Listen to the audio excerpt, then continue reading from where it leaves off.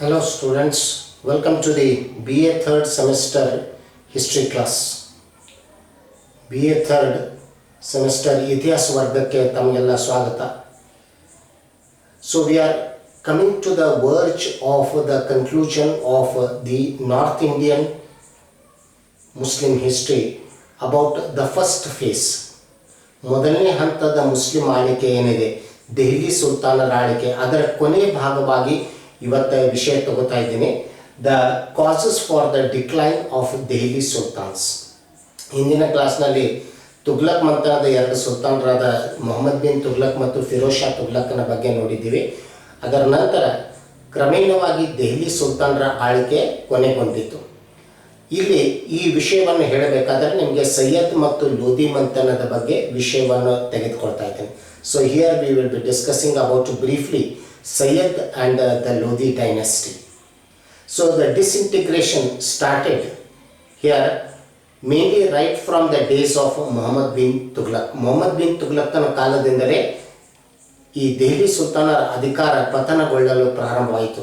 ಅದಕ್ಕೆ ಕಾರಣಗಳೇನಾಗಿತ್ತು? What were the causes that led to the decline of the Delhi Sultan, and we see the end of the first phase of the Muslim rule in India. ಭಾರತದಲ್ಲಿ ಪ್ರಥಮ Muslim ಹಂತದ ಆಳ್ವಿಕೆ ಕೊನೆಗೊಂಡದ್ದು. ಇದು ನಾವು ನೋಡ್ತೀವಿ ಅಲ್ಲಿ ಬರುವಂಥ ಈ ಒಂದು ವಿಷಯ. ಕೊನೆಯದಾಗಿ ಇದನ್ನು ಕೇಳ್ಬೋದು ನಿಮಗೆ. It may be ask for sometimes for 10 marks, 10 ಅಂಕದಲ್ಲಿ ಕೇಳಬಹುದು ಇದನ್ನು. The causes for the decline of the Delhi sultans. Delhi ಸುಲ್ತಾನರ ಆಳ್ವಿಕೆ ಕೊನೆಗೊಳ್ಳಲು ಕಾರಣಗಳೇನಿತ್ತು? ಇದು 10 ಮಾರ್ಕ್ಸ್ನಲ್ಲಿ ಬರುವಂಥ ಪ್ರಶ್ನೆ ಆಗಿದೆ. So from 10 marks point of view I will be discussing this mainly the topic. So after this we are going to discuss the contribution of the Delhi Sultans, administration, the religion, literature, art and architecture. So that we will be completing the whole, mainly the Delhi Sultans. So that is the remaining part. So in mainly here another 5 to 6 classes we will be completing that aspect. So coming to the causes for the decline of the Delhi Sultan. Delhi Sultanರ ಆಳ್ವಿಕೆ ಪತನವಾಗಲು ಕಾರಣ ಏನಿತ್ತು? The first one was weak monarchy, ಅಶಕ್ತವಾದಂಥ ರಾಜಪ್ರಭುತ್ವ. So you notice that the Delhi Sultan comprised of the history of 5 dynasties: Slave, Khilji, Tughlaq, Sayyid, Lodi. 5 ಮನೆತನಗಳ ಇತಿಹಾಸ ದೆಹಲಿ ಸುಲ್ತಾನರ ಇತಿಹಾಸವಾಗಿದೆ. ಅದರಲ್ಲಿ ಮೊದಲನೇದು ಗುಲಾಮಿ ಸಂತತಿ, ಖಿಲ್ಜಿ, ತುಗ್ಲಕ್, ಸೈಯದ್ ಮತ್ತು ಲೋಧಿ. ಅದರಲ್ಲಿ ತುಗ್ಲಕ್ ಮಂಥನದಲ್ಲಿ in the Tughlaq dynasty, after or during the rule of Mohammad bin Tughlaq itself, the slow decline of the Delhi Saltanat started. Mohammad bin ತುಗ್ಲಕ್ನ ಕಾಲದಿಂದಲೇ ಕ್ರಮೇಣವಾಗಿ ನಿಧಾನಕವಾಗಿ ದೆಹಲಿ ಸುಲ್ತಾನರ ಅಧಿಕಾರ ಪತನಗೊಳ್ಳಲು ಪ್ರಾರಂಭಗೊಂಡಿತು. Slowly there was the decline. So what is the first cause? ಇದರಲ್ಲಿ ಬರುವಂಥ ಮೊದಲನೇ ಕಾರಣ ಏನಿದೆ? ಅದು ಅಶಕ್ತವಾದ ರಾಜಪ್ರಭುತ್ವ, the weak monarchy. So we find the monarchy which was there was weak. ಹಿಂದೆ ನೋಡ್ತೀವಿ ಗುಲಾಮಿ ಸಂತತಿಯಲ್ಲಿ ಬಲಿಷ್ಠ ಸುಲ್ತಾನರಿದ್ದರು, ಖಿಲ್ಜಿ ಸುಲ್ತಾನದಲ್ಲಿ ಬಲಿಷ್ಠ ಸುಲ್ತಾನರಿದ್ದರು. ಆದರೆ ಮೊಹಮ್ಮದ್ ಬಿನ್ ತುಗ್ಲಕ್ನ ಕಾಲದಿಂದ ಮುಂದೆ ಬಂದಂಥ ಸುಲ್ತಾನರು ಇವರೆಲ್ಲರೂ ಅಶಕ್ತರಾಗಿದ್ದರು. So after Muhammad bin Tughlaq, here Firoz Shah Tughlaq, Abu Bakr, Ghiyazuddin, then we have the Nasiruddin Tughlaq. So they were all weak rulers. ಅವರೆಲ್ಲರೂ ಅಶಕ್ತರಾಗಿದ್ದರು. Later Delhi Sultans here had the 4th dynasty, Khilji dynasty, the Sayyid dynasty. 4ನೇ ಮಂಥನವಾಗಿ ಬಂದದ್ದು ಸೈಯದ್ ಮಂಥನ. ಅದರಲ್ಲಿ ಕೂಡ ಅಶಕ್ತ ಈ ಒಂದು ರಾಜರ ಆಳ್ವಿಕೆ ಇತ್ತು. So we find the Sayyids ruled from 1414 to 1451.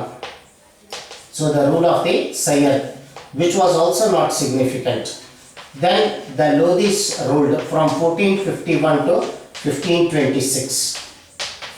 So these two dynasties also did not have any powerful ruler like Balban or Alauddin Khilji. Balban ಅಥವಾ ಅಲಾವುದ್ದೀನ್ ಖಿಲ್ಜಿ ಹಾಗೆ ಬಲಿಷ್ಠ ಸುಲ್ತಾನರು ಇರಲಿಲ್ಲ ಈ ಮಂಥನದಲ್ಲಿ ಕೂಡ.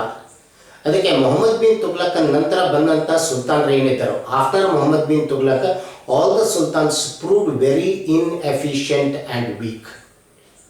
ಮೊಹಮ್ಮದ್ ಬಿನ್ ತುಗ್ಲಕನ ಕಾಲದಿಂದ ಮುಂದೆ ಏನು ಬಂದಂಥ ಸುಲ್ತಾನರನ್ನು ನೋಡ್ತೀವಿ ನಾವು, ಅವರು ಅಶಕ್ತರಾಗಿದ್ದರು ಮತ್ತು ಅಲ್ಲಿ ಅಸಮರ್ಥರಾಗಿದ್ದರು.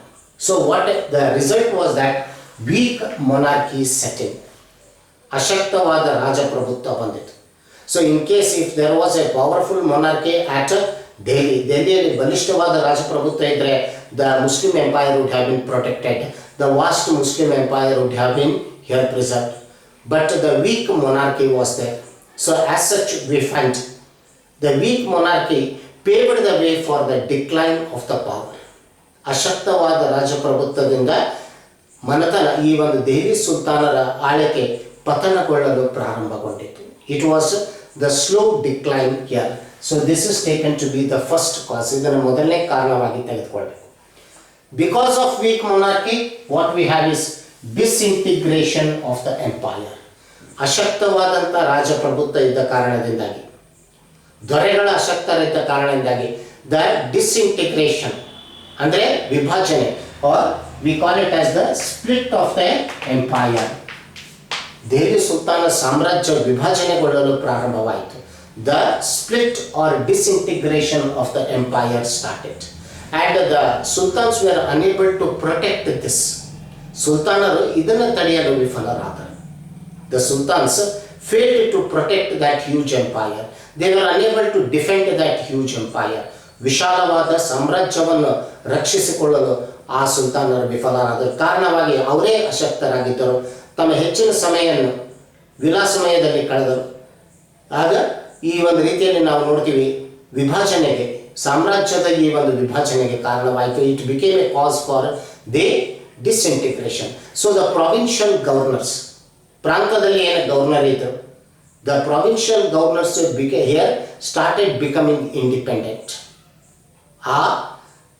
ಅಲ್ಲಿ ಇರುವಂಥ ಈ ಒಂದು ಪ್ರಾಂತದ ಗವರ್ನರ್ಗಳು ಏನಿದ್ದರು ಅವರು ಸ್ವತಂತ್ರ ಆಗಲು ಪ್ರಾರಂಭ ಮಾಡಿದರು. They started establishing independent here rule at their respective provinces. So these mainly we call them as the Iqtas. Iqtas are the provinces. Iqtars were the provincial heads. ಇಕ್ತಾರ್ಗಳು ಏನು ಮಾಡಿದರು ಅಂದರೆ ತಮ್ಮ ಇಕ್ತಾದಲ್ಲಿ ಸ್ವತಂತ್ರವಾದ ಆಳ್ವಿಕೆಯನ್ನು ಪ್ರಾರಂಭ ಮಾಡಿದರು. So what we find, they refuse to accept the authority of the Delhi sultans. Delhi ಸುಲ್ತಾನರ ಪ್ರಭುತ್ವವನ್ನು ನಿರಾಕರಿಸಿದರು. ತಮ್ಮದೇ ಆದಂಥ ಸ್ವತಂತ್ರ ಆಳ್ವಿಕೆಯನ್ನು ಪ್ರಾರಂಭ ಮಾಡಿದರು. And Delhi sultans could not take action against these iqtars. ಇಂಥ ಇಕ್ತಾರರು ಯಾರು ಪ್ರತಿಭಟನೆ ಮಾಡಿದರು, ವಿರೋಧ ಮಾಡಿದರು, ದೆಹಲಿ ಸುಲ್ತಾನರ ಅಧಿಕಾರವನ್ನು ನಿರಾಕರಿಸಿದರು, ಅಂಥ ಇಕ್ತಾರರ ವಿರುದ್ಧ ಸುಲ್ತಾನರಿಗೆ ಯಾವುದೇ ಕ್ರಮ ವಹಿಸಿಕೊಳ್ಳಲಾಗಲಿಲ್ಲ. ಇದು ಅವರ ಅಶಕ್ತಿಯನ್ನು ತೋರಿಸಿತು. It showed their weakness and naturally iqtars became independent. ಅವರು ತಾವು ಸ್ವತಂತ್ರರಾದರು. So this led to the disintegration of the empire. ಸಾಮ್ರಾಜ್ಯದ ವಿಭಜನೆ. ಸಾಮ್ರಾಜ್ಯ ವಿಭಜನೆಗೊಂಡು ಸಣ್ಣ ಸಣ್ಣ ರಾಜ್ಯಗಳ ಸ್ಥಾಪನೆ ಆದವು. So the empire was divided and small independent kingdoms came to be established. ಸಣ್ಣ ಸಣ್ಣ ರಾಜ್ಯಗಳು ಸ್ಥಾಪನೆಗೊಂಡವು. So disintegration is taken to be another cause for the decline of the empire.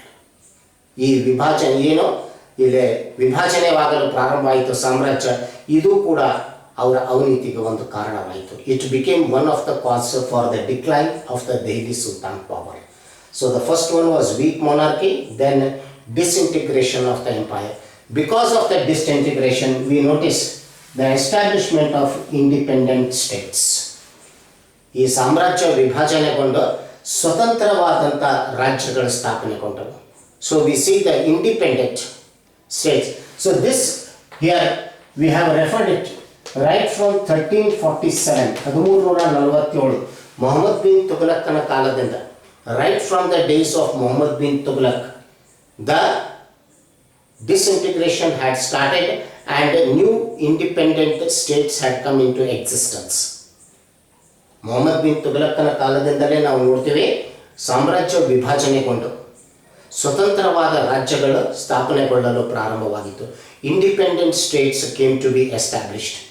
So right from 1347, 1347ರಿಂದಲೇ ಅಂದರೆ ಮೊಹಮ್ಮದ್ ಬಿನ್ ತುಘಲಕ್ನ ಆಳ್ವಿಕೆ ಇತ್ತಿನ್ನು ಅದರ ನಂತರ ನಾವು ನೋಡ್ತೀವಿ ಆ ವಿಭಜನೆ ಪ್ರಾರಂಭ ಆಯಿತು. The disintegration started. Like you have to give some examples. ಅಲ್ಲಿ ಉದಾಹರಣೆಗಳನ್ನು ಕೊಡಬೇಕು. During the time of Muhammad bin Tughlaq, we find the Tughlaqs lost the South Indian territories, and we find the new Muslim dynasty came into the south called as Bahmani dynasty at Gulbarga.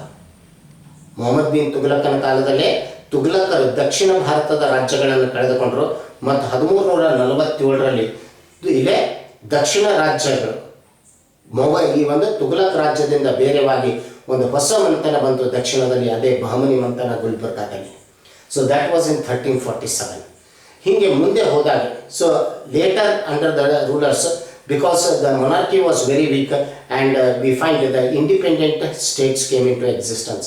Like we have got Gujarat became independent under Muzaffari dynasty. ಗುಜರಾತದಲ್ಲಿ ನಾವು ನೋಡ್ತೀವಿ ಮುಜಾಫರಿ ಮಂಥನ ಬಂದದ್ದು.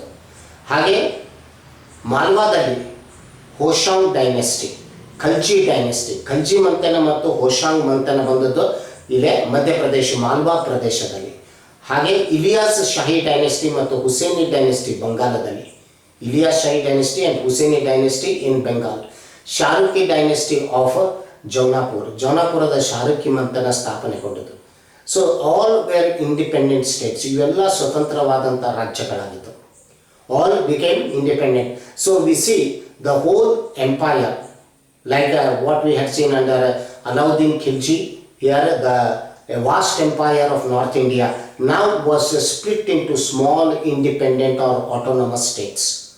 ಅಲೌದ್ದೀನ್ ಖಿಲ್ಜಿ ಕಾಲದಲ್ಲಿ ಒಂದು ಏನು ವಿಶಾಲವಾದ ಸಾಮ್ರಾಜ್ಯವನ್ನು ನೋಡ್ತೀವಿ ಉತ್ತರದಲ್ಲಿ, ಅದು ಸ್ವತಂತ್ರವಾಗಿ ಸಣ್ಣ ಸಣ್ಣ ರಾಜ್ಯಗಳಾಗಿ ಸ್ವತಂತ್ರ ರಾಜ್ಯಗಳಾಗಿ ಈಗ ವಿಭಜನೆಗೊಂಡಿತ್ತು. So we notice the rise of the new independent states, and these states refused to accept the authority of Delhi Sultans. ಈ ಸ್ವತಂತ್ರವಾದ ರಾಜ್ಯಗಳೇನು ಬಂದವು ದೆಹಲಿ ಸುಲ್ತಾನರ ಪ್ರಭುತ್ವವನ್ನು ಒಪ್ಪಿಕೊಳ್ಳಲು ನಿರಾಕರಿಸಿದರು. They refused that they will not accept their authority. So this was what happened, and the Delhi Sultans were also unable to take any action against these rulers.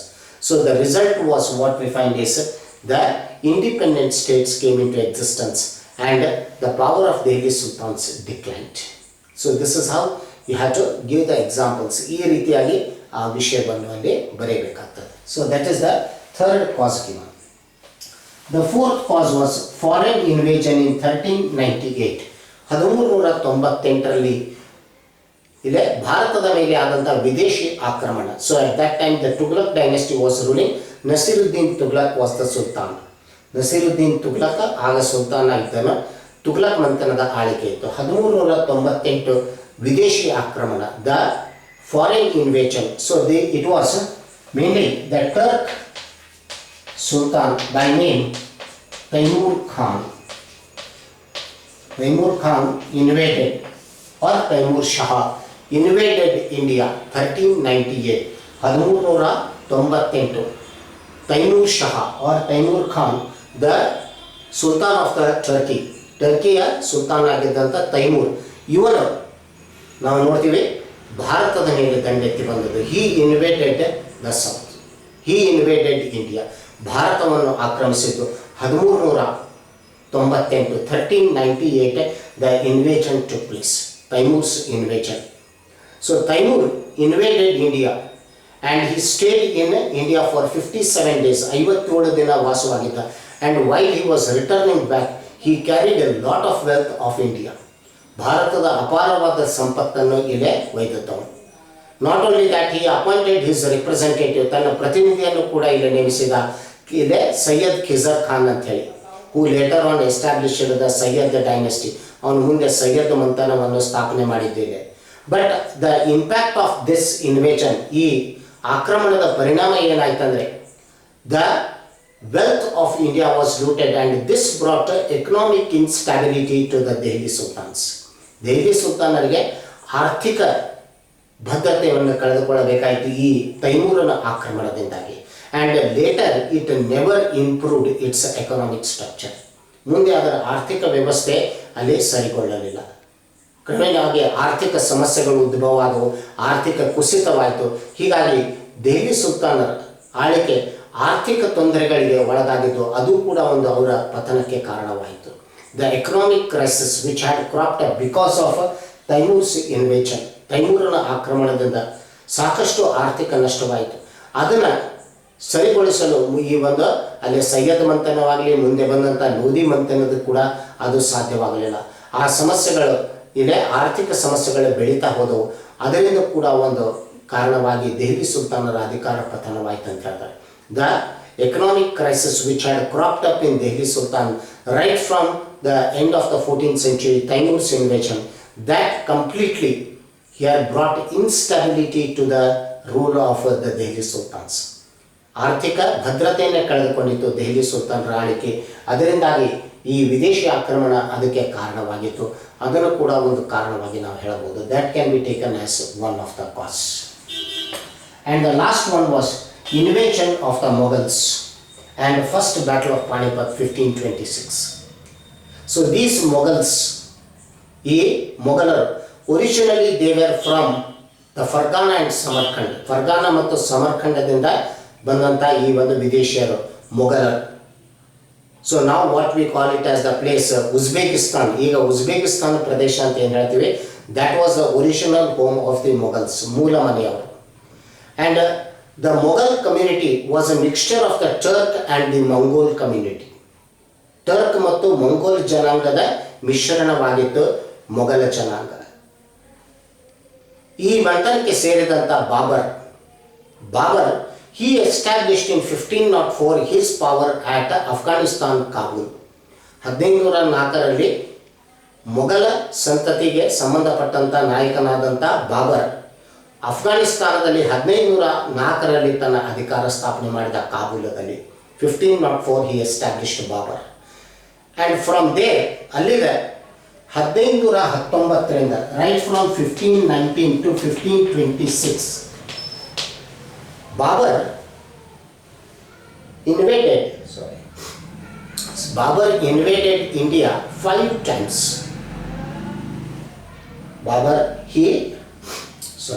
Babur invaded India for 5 times. 5 ಬಾರಿ 1519ರಿಂದ 1526 5 ಬಾರಿ ಭಾರತದ ಮೇಲೆ ದಂಡೆತ್ತಿ ಬಂದಿದ್ದಾನೆ.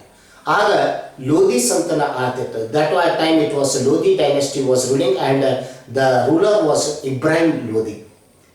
ಆಗ ಲೋಧಿ ಮಂಥನ ಆಳ್ತಾ ಇತ್ತು, ಅದು ಇಬ್ರಾಹಿಂ ಲೋಧಿ ಆಳ್ವಿಕೆಯನ್ನು ನಡೆಸಿದ್ದ. So Ibrahim Lodhi was ruling.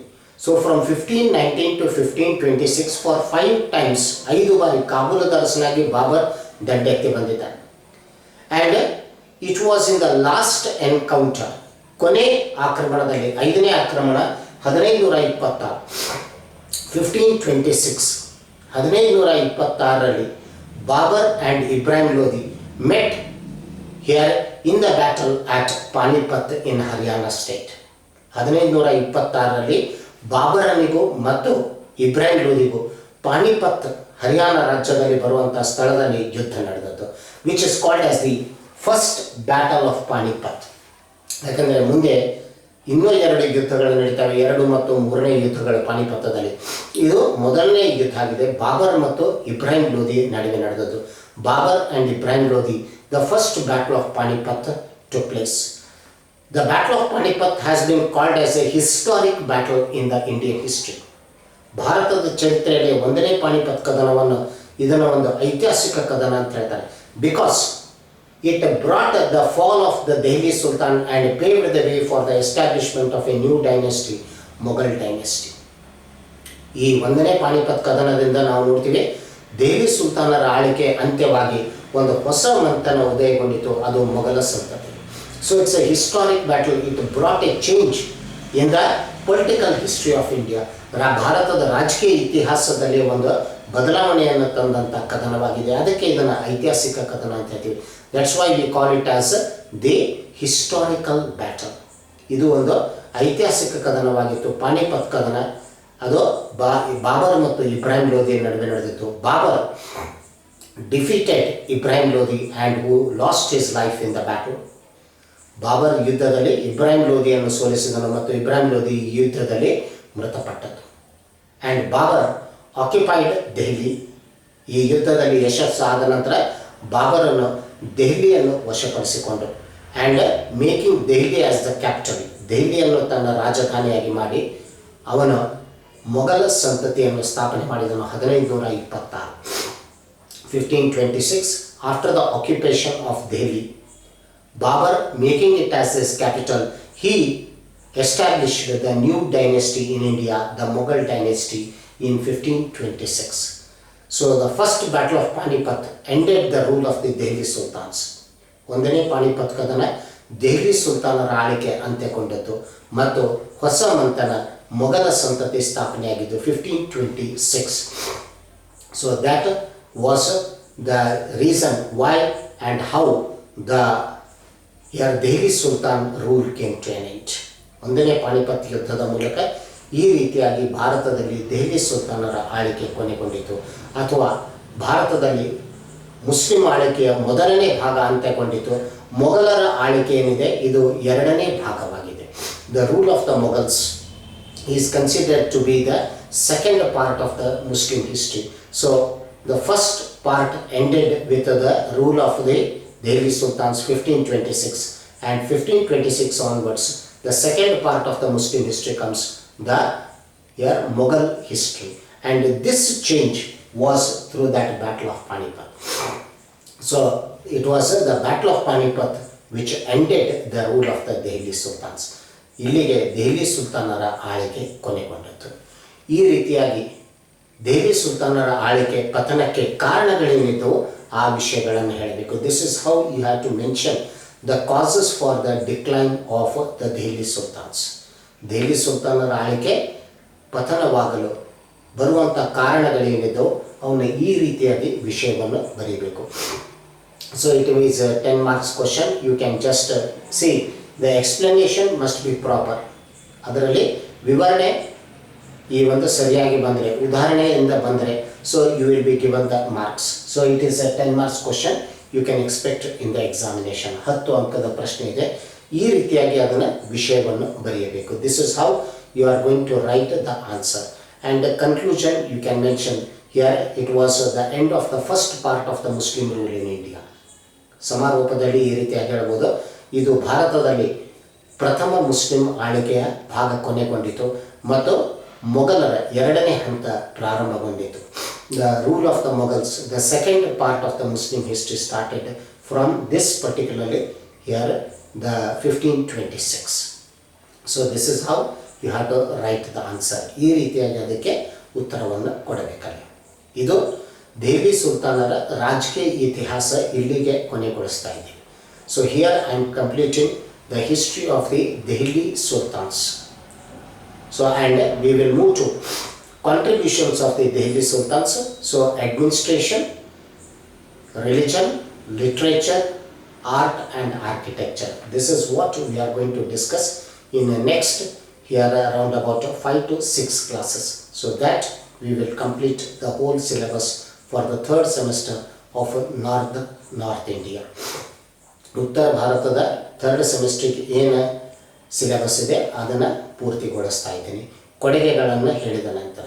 ಅದಕ್ಕೆ ಮುಂದಿನ ಕ್ಲಾಸ್ನಲ್ಲೇ ದೆಹಲಿ ಸುಲ್ತಾನರ ಕಾಲದಲ್ಲಿ ಅಲ್ಲಿ ಬರುವಂಥ ಆಡಳಿತ ವ್ಯವಸ್ಥೆ ಹೇಗಿತ್ತು, how was the administrative system, this aspect I will be discussing in the next class. We will continue.